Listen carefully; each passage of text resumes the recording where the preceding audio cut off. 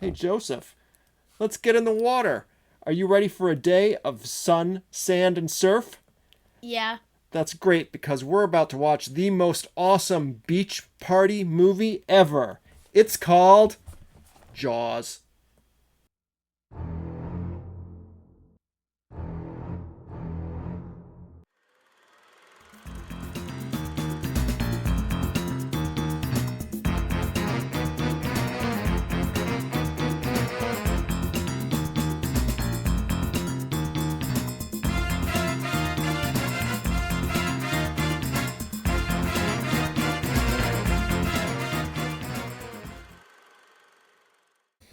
Just when you thought it was safe to watch a movie with your dad, we have to go and do something like watch Jaws.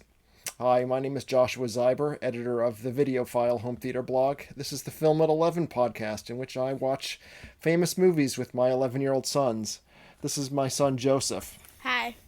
So, Joseph, you had been expressing some interest in watching Jaws for a while now, because I think you've seen some publicity about this being the 50th anniversary of the Yes. film. Yes, fair, and that's why I chose this one. Now that you have seen it, what is your reaction? It was kind of violent. It was a little violent, wasn't it? Yes. Yes. So, at the time this movie was released, it was rated PG. This is a hard PG movie. It really is. This is before there was a PG-13, and I think even by PG-13 standards, it would be pushing the limits a bit. But there's some kind of disturbing imagery in this movie. Yes. Yes. Okay. So that being said, like, what is your overall takeaway from the movie? Was it too much for you? A little bit, but I think I could handle Okay. it. So what sort of things did you find troubling in the movie? The people getting eaten, the People getting eaten, yes. the dead body parts, Yep, there's a the disembodied arm the floating in shark water. exploding. Okay, yep. Oh, spoiler alert, sorry. Yeah. Um, and not to really dwell on this too much, but one of the victims is a young boy. So I'm sure that probably was a little disturbing, and I hadn't watched this in a while, and I'd forgotten that part. So bad parenting move on my part there for not not screening this in advance again. I'd of course seen Jaws before, but not in quite a while. That all being said, this is a 50-year-old movie. I mean, this is a quite old movie, so it's not like some of the gore is a little bit graphic, but it wasn't like some of the stuff they have in movies today. I mean, Yeah. technically this is a horror movie, It gets worse. but what you say? It gets worse than Jaws. Yeah, kind of. I mean, technically, this is a horror movie, and these days most horror movies are rated R. Some maybe in the PG-13 category, but they do get much more graphic in their horror elements than this one. This is kind of your introduction to a horror movie. Yeah. So as far as that goes, I mean, would you watch another horror movie, or are you over it for now? For now. For now, okay. What did you notice about this movie when you were watching this? I did see you take some notes there. Yeah, so I noticed that the mayor is pretty much the villain because he wants to keep the beach open even though there's a deadly shark. Yeah. The mayor's kind of a jackass in this movie, isn't he?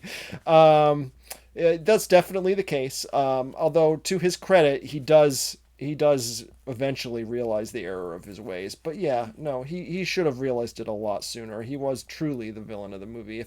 If he had shut down the beaches much earlier, then there wouldn't have been nearly as big of a problem. That being said, he's responsible for the town, and this town does make all of its income from the summer tourism season, and that was all he was really thinking of at that time. Yeah. But still, he was prioritizing the money and the economy of the town over people's lives, and that was a bad choice to make right there. Okay, what else you got? The shark is not very realistic. Okay, good. Yeah. The shark is an animatronic, and a puppet in some scenes. I think that's I think you could fairly tell that fairly easily. I don't think it was too hard to see through that special effect. That being said, um, did you catch who directed the movie? I assume you did. Was it was it Steven Spielberg? It was Steven Spielberg, and you've watched a couple Spielberg movies at this point. We Yeah. definitely watched Raiders of the Lost Ark together. This was only his second theatrical movie that he had made. He was very young when he made this. He was only This was released. He was 28 years old, which is astounding to me that someone who's only 28 years old can make a movie this accomplished. And it was only his second theatrical movie. He'd done some work in television before then, but yeah, this was really his big breakthrough of a movie, and it wasn't a very expensive movie when it was made, and he had a lot of challenges making it. And one of the biggest challenges was getting a convincing shark, and he had a lot of trouble with it. And the animatronic was famously very difficult to work with, and so because of that, he decided that the best way to get around that is to not show the shark very much. Right? Did you Yeah. notice that? You don't even really catch a glimpse of it until an hour into the movie, and you don't get a good look at it for another half hour after that, probably. So, he used very creative filmmaking to work around the problems he was having with. Like tell people the shark is there without showing the shark. Exactly. He used his filmmaking techniques to do that, and that's through a lot of creative editing and building suspense The without actually music. showing it. And the music, yes, the musical score for this is very famous. It's John Williams, and yeah, and that music is very creates a lot of tension in the movie just by Yeah. music alone, doesn't it? Yeah. He also keeps a very tight focus on the human characters, Yes. where there's a lot of like close-ups of the actors interacting with one another, and he pushes the camera in really tight on their faces a lot of times to really just build up a lot of tension there.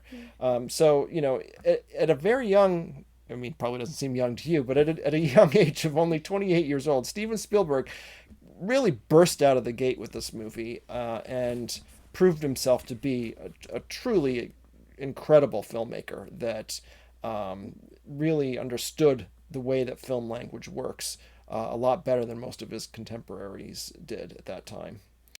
So this movie was extremely successful, obviously. I think when we reviewed Raiders of the Lost Ark, we talked a bit about how that was an early like summer blockbuster movie, Yeah. but this was truly the first of what is considered a summer blockbuster. This movie was so successful, it changed the way that Hollywood made movies from that point forward. Because after this, every movie studio needed to have a summer blockbuster.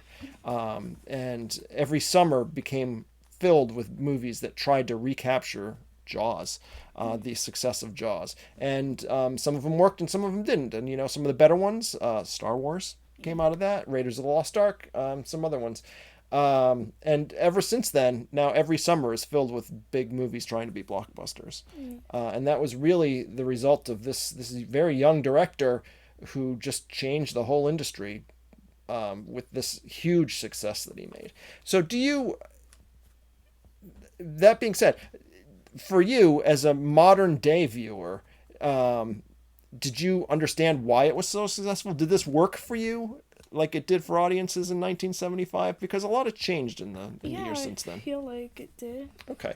Um, so on our rating scale for this podcast of either a W or an L, what would you rate it? W. You would rate it a W. Good. And that sounds like a pretty solid W, yes? Yeah. As I know you distinguish the size of your W's, and they're not always so big. Yeah. But yeah, it was this movie really. I think it's even for a 50-year-old movie. It really holds up very well, and it's still so well executed. Just every aspect of it, from the characters to the directing to the just everything about it, the music. It works. It still works like something extraordinary, and that's a really hard thing to do, especially given how much filmmaking and just culture in general has changed over the last 50 years, that this still holds up so well. Do you agree? Yeah. Okay. Yeah. Another thing I noticed Yeah. What's that? was I feel like that the dude who is like the dude who died at the end. Quint, Yeah, the him. sailor. Yeah. The I shark feel hunter. like I feel like he didn't have to die. Like You think he could have? Well, maybe. I think he was a little reckless yeah, as part of his nature, and the part where the ship's engine burned out was yeah. definitely Quint's fault, and I think he knew it was going to happen, and because I think he wanted a confrontation with the shark, because he wanted to prove that he could kill that shark. But no, the So shark killed him. yeah, and I think it was the fact that he was so reckless that ultimately undid him. And yeah, so perhaps he didn't need to die, but perhaps if he didn't die that way, they wouldn't have caught the shark, and it would still continue to be a problem. So yeah, it's hard to say. All right, Yeah. all right. So do you have anything else you want to add, Joseph? No. Okay. Well, then I guess it's time for us to grab our towels and head to the beach. Let's go for a swim, No kiddo. thanks. No thanks, he says. All right, if you enjoyed this content, please like, share, subscribe, do all Please those good things. subscribe. For a grown up take on movies, visit videophileblog.com, and next week we'll be back with another movie that is perhaps a little less traumatizing. Please subscribe. Bye. Are you ready for a day of sand, sun, and surf? Yeah. Awesome, because we're about to watch the most. What's the word I'm looking for? Epic. Epic. That's good. All right. Part one, take three.